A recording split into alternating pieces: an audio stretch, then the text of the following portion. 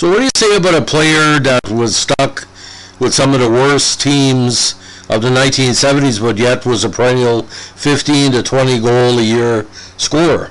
What would you say if this individual came to the NHL through the U.S. University program, signed by Toronto, and let him get away? Well, you got to be talking about one guy, a very underrated player, the pride of Sudbury, Ontario, Gary Croteau. Now, Gary Croteau played in the NHL for the Kings, the Red Wings, the Seals, the Scouts, and the Rockies. Now, he skated from 1968 to 1981, first came to major prominence with St. Lawrence University of the ECAC, where he put up some dynamite numbers over 4 years. He made the first team in his last year of college play.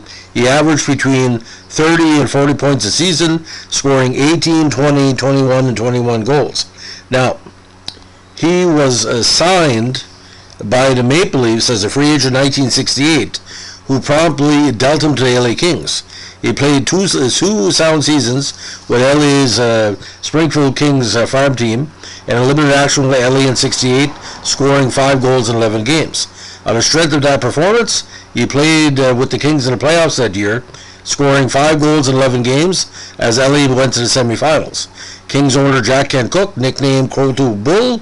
However, after only 3 further games for the Kings early 1970, he was dealt to the Red Wings, seeing only limited action in Detroit after being claimed by the Seals, before being claimed by the Seals in the 70 waiver draft.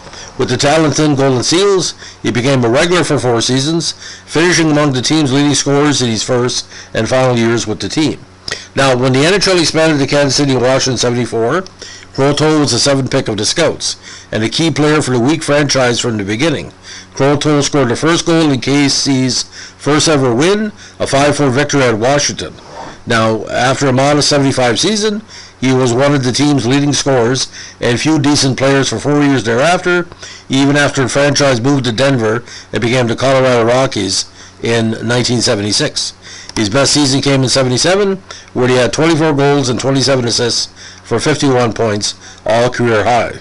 Now, he suffered a major injury that caused him to miss most of the 79-80 season, and he retired from hockey, save from a brief stint in the minor leagues the following year.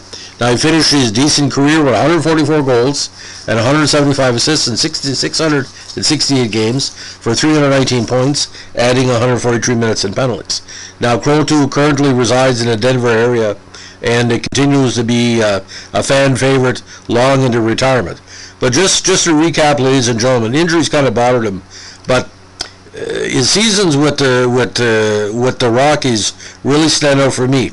Between 76 and 79, he had 19, 24, 17, and 23 games. Now, I do remember some contests. Excuse me, by the way, ladies and gentlemen, sorry, I had 5 points in 11 playoff games with LA. It really stands out.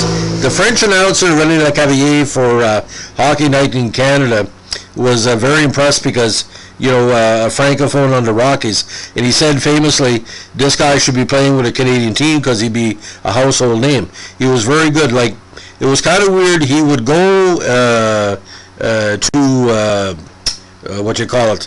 He would go on the road, and all he had to do was stop him, because when your team only scores, you know, so many goals, you know, he was one of the key players. So he was a top 3, top 5 player on the Seals, on the Scouts, and in the Rockies. But it's kind of deceiving, and I tell you why. His plus-minus was terrible throughout his career, but not in 1978. He had plus-minus tallies of minus 23, minus 19, minus 14, minus 49, minus 36, minus 24, minus 17, but in the 78 season, plus 0, minus 28, and minus 4. So, I mean, a decent career, like I said. That 77 campaign to me is best. 51 points in 78 games with only a minus 17. But he must have had long nights on the plane or on the bus trying to understand, you know, why he and only a handful of other players could score for Colorado.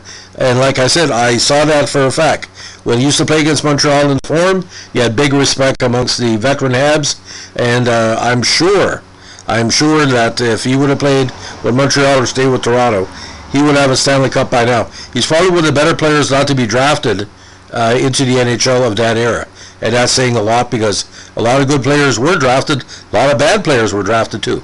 So that's a legend with Gary Croteau. If you like what we're doing here, give us a like, comment, subscribe, and don't forget, keep your stick in the ice. Bye.